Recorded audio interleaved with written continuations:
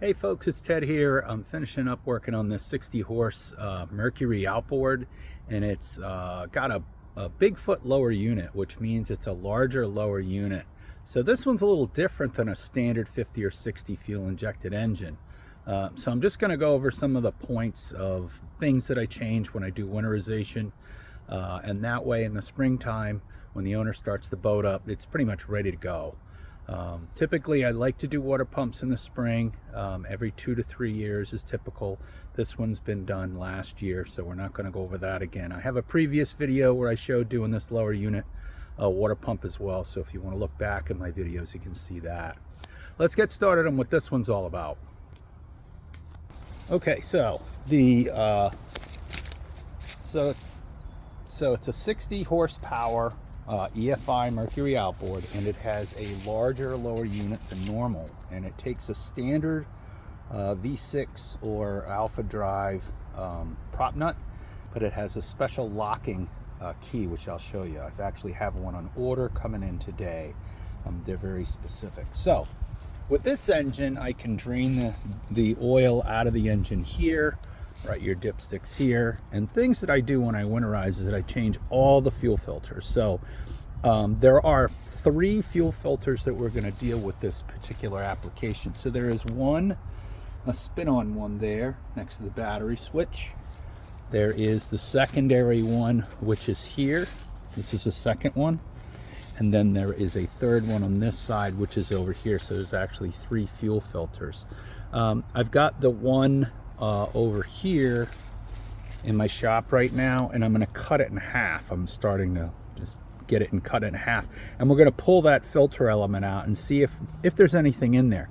I've also got the cartridge for this one. I haven't pulled that apart yet. I'm going to do that. You can buy this whole piece as an assembly and just put the fuel lines on, but you can also unscrew this. The only problem I'm finding is there's a gasket in here, or an O-ring that goes in here, and if you buy the aftermarket filter cartridge that goes in here, it does not come with it. So for the price of a fuel filter a year, you know, this piece, it just slides out. You take the nut, the washer off. It comes with a brand new threaded rod in it. You just have to get 2 tie wraps and you change the whole assembly, which is usually how I go through it. Now, anodes are another big thing on this engine, and I wanted to go over the anodes on the engine as well. So I've got one more to change in the lower unit, and I'm going to show you that. But just so you can kind of see what this is about. This is a previous one also that I put the actual communication link on. That is up front, up here. And I installed that, and that's so the owner can have vessel view and he can look at the actual parameters on the engine through his phone. Your thermostat housing, we changed that last year as well. Everything I do, I always date. So I date the when I changed it, fuel filter oil was changed, and I like to put the capacity here. Because I'm getting older, can't remember all the numbers, so we do that. I've previously worked on changing spark plugs, so that's all labeled. This way I know what I've done in the past, and also if he brings it someplace else, he'll have the history of that as well. Yeah, I tucked the fuel line back down in here with the fuel filter, but I meant to show you something, and that is if you want to change this fuel filter, you simply push the connector in towards the filter and push it in with your finger on this red tab that pushes in, and then pop that off, and it'll pop out. There's enough room that you can actually pull this out. You got to finagle it to get the hard plastic fuel line out, but I can get that filter back up here where it was, so you can easily change that filter. All right, I've cut the fuel filter apart, and just some of the mediums coming out. So what I did was I cut it in half, and the fuel moves this way through the filter. So I cut the thick end out and see if we can't pop this filter element out. And this has been changed every year since I've been working on it. And I just wanted to look at the medium a little bit and see if there's any type of debris in here. And I don't see much. There's a little bit of, I think, cut plastic from when I cut the filter housing open. There's a little piece of dirt right there. Okay, but nothing major, and that's because there are 3 filters here, and this is, we really want to do this to make sure that it protects the fuel injection system. There's another little piece of dirt right there. Nothing major, but you know, for 10-20 bucks every year to change these filters, it'll protect the fuel system. And this is from 2014, this engine. I've been working on it probably the last 5 years, my guess is, since the owner. I repowered the boat with this outboard. And I'm just very diligent about fuel injection because a pump is expensive, injectors are expensive, and it can damage the engine if you get any type of contaminants in that fuel system, and it leans it out. So that's why I always change fuel filters, and I change all of them. I'm not skimping on this. The owner used it, he said 35 times this year, a record for him. So he also went up to Maine with a boat this summer, used that for over a week. He said had a great time. So this is just one of those things that, you know, I like to see if there's anything getting through that first filter, and there's not. Now here's another filter that came off of a boat, which I started servicing this past year, and this is the condition that the spin-on filter was in, and it hasn't been changed obviously in many years.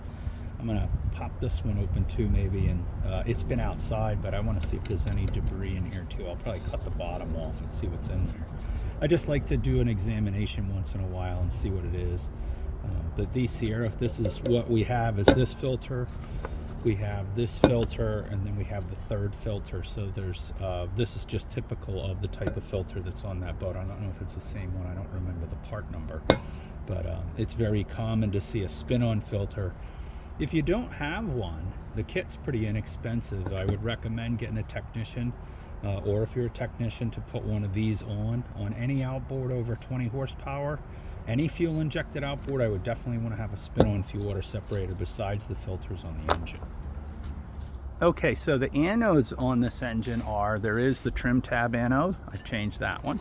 There is this two-piece anode that bolts through both sides, that one I've changed, and there also is the one underneath the transom assembly, which I'm going to change now, and that is the one that's under here. And if you're not careful, if you're not paying attention, you don't realize that there's one here. There's a ground cable on one side here. And this comes right apart because I change it every year and the bolts come right out. I grease them every year. A lot of grease. These typically will get corroded and they don't want to come out. So here's the one with a ground wire.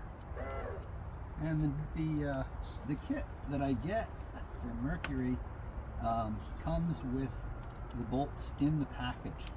So I always replace the bolts as well and re-grease them. But this is the one that you may not be able to see if you don't understand that there's an anode under here, and it protects the transom assembly. The power trim pump doesn't look like the motor's doing so well. The metal's starting to flake up on it. So there it is, there's that anode that we're going to change that one too. So I'm going to get some grease, the new bolts, we'll get the new anode, and we'll put that together, bolt that up. Okay, we got the new anode. It even has the Mercury emblem on it, so you know that's the actual unit. The bolts come with it. And I've started using this extreme grease for Mercury, the Quicksilver. This seems to work really well. They used to have a Special Lube 101 that was pretty good. They discontinued that, and that was a good grease, a waterproof grease, but it did tend to dry out over time, I found, and I heard that from other technicians as well. 2,4-C, standard that we've used for decades, but now we're going to the old extreme grease. I like the name, very cool. Mercury's got a good idea there. And it's green, kind of like their gear lube, kind of matches that. Not sure the exact properties of it, but definitely put some grease on these stainless bolts. It's not going to hurt with the bonding. It's not going to prevent, you know, the anodes from doing their job.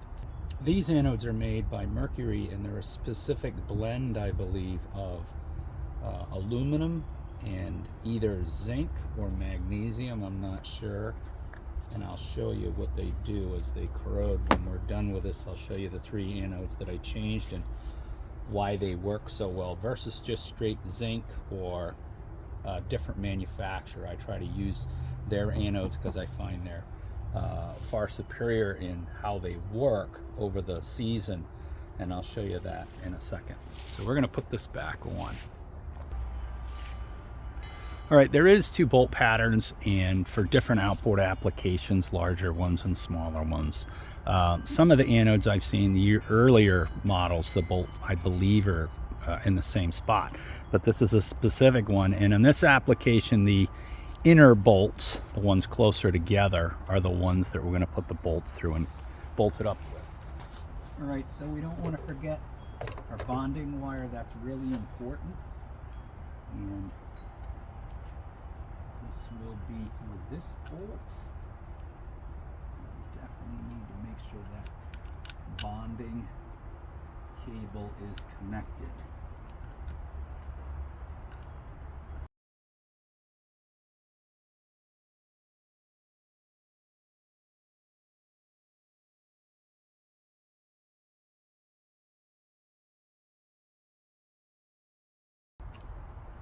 Okay, I'll go get a torque wrench, my 1/4-inch torque wrench, and I gotta torque these 2 bolts. I always want to do that with this aluminum, the housing, due to the fact that you're taking this on and off every year. I don't want to over tighten the bolts, and really don't want to have them too loose and have them vibrate loose and fall out. So I gotta go look up that value in the book. Okay, so I got the torque specs here. The trim tab is 20 foot-pounds, and the lower bracket bolt is 60 inch-pounds. That's the ones under here I was just working on. And then the other one here, the triangular one, well, the 2-piece one is 70 inch-pounds, and this one's 22 foot-pounds, or 20 foot-pounds. It says 22 foot-pounds, but I'm going to use 20 foot-pounds because that's plenty tight enough on an anode. Okay, first one is 60 inch-pounds for these. Again, that's 5 foot-pounds pretty much. If you have a foot-pound torque wrench.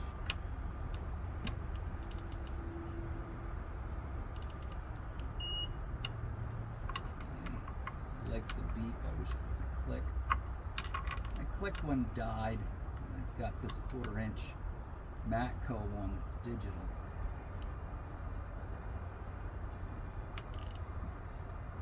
That's it. And that was 61 inch-pounds. So a little touch over, but I'm not worried about 1 inch-pound at all. So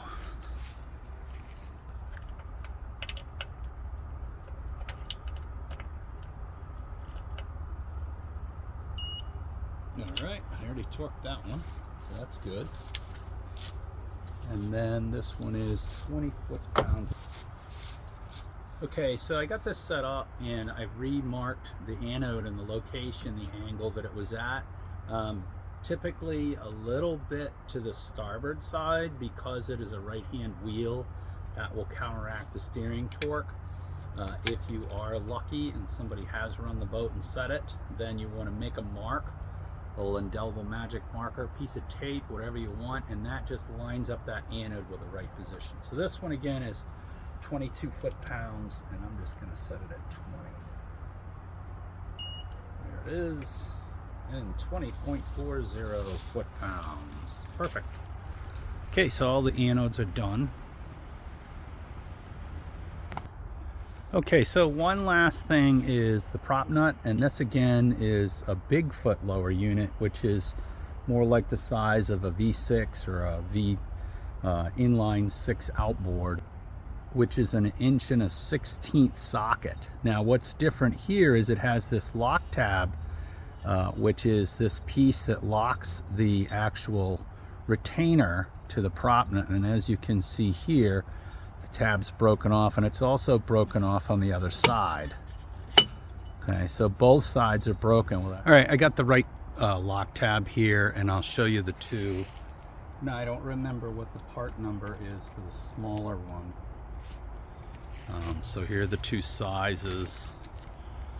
As you can see, the diameters are quite different, and the bigger one for the Bigfoot lower unit And this one has a flow torque hub on this actual unit, and that's why this is specific for this type of application.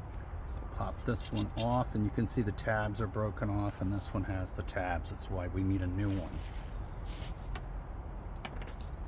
And I got this over 24 hours from a local Mercury dealer. Thought I had a couple left, and I didn't. So I ordered a couple of these. These are around $6 a piece. Kind of expensive for a little tab washer, but you absolutely have to have it. So again, there's that part number 8M0204724, and that one is 0.770. And I saw that, and that is the inside diameter. All right, so inside diameter of this is around 3/4 of an inch. Yep, 770 makes sense. We'll just verify that with a vernier caliper. And we're going to say that this one is around, yeah, 0.77, right on the money. So that's 770. That's why that one says that. Now the smaller one, which is for smaller outboards, probably 20, 25s, 15s. I've seen a lot of these too. And this one is about 0.630, somewhere around there. Maybe 633, 632 is a number. So that's the smaller one, which is not what I needed. So, perfect. We put that back on. I've already taken the prop off and greased it. And I'm going to put the nut back on here.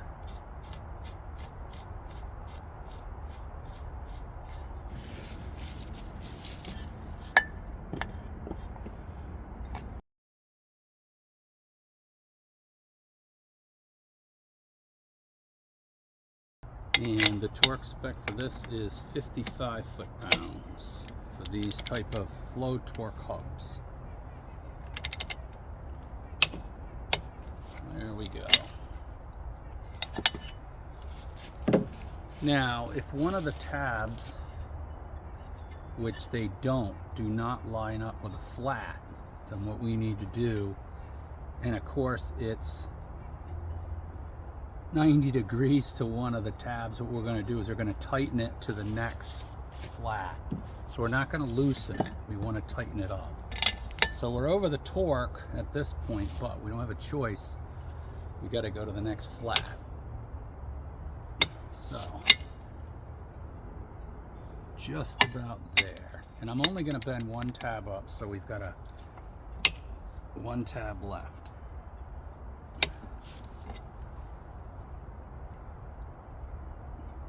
And just a skosh more.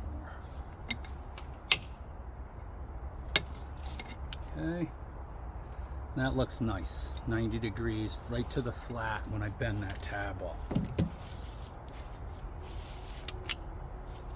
Alright, so we're going to take a pair of channel locks here and then just bend that tab up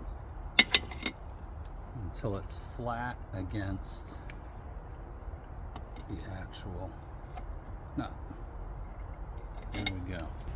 So here's the unbent tab. I'm going to leave that one like that, and then here is the tab that I bent up flat against the nut. So that locks it in there. So, right. So one more thing I wanted to go over when we were talking about anodes was this is an early version, 60 horsepower with a Bigfoot lower unit.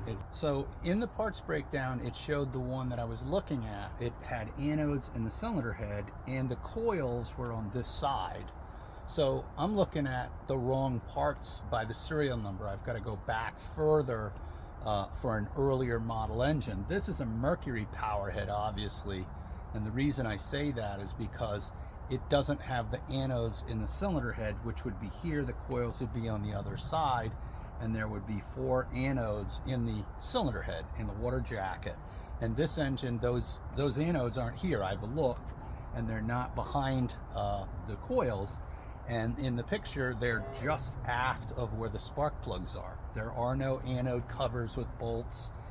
It's got a specific part number for it, and you don't have anodes in these power heads. So if you have a later model engine, 2020, 2018 maybe, I'm not sure exactly on the year specific, but it's by serial number, then there are 4 different anodes that you'd want to look at and change, okay, that are in the power head, and that is in the cylinder head, which is in the water jacket. So that protects the inside of the engine from corrosion as well as the outside. I haven't seen any failures of internals of power heads unless the engine's 25, 30 years old. They were previously dipped. Now the Japanese models, unknown, the Yamaha power heads, and they put anodes in that. I've changed a lot of those in 150 and 200s, doing service work on them. That's really common. They are in the exhaust cavity over here on the inline 150s, and there's also, I believe, 1 or 2 in the cylinder head. Again, that's something that you're going to look at in the parts exploded diagram, and it'll show you those anodes where they are and what the part numbers are. Why is this flicking in front of my camera? All right, so that's just the other thing I wanted to go over.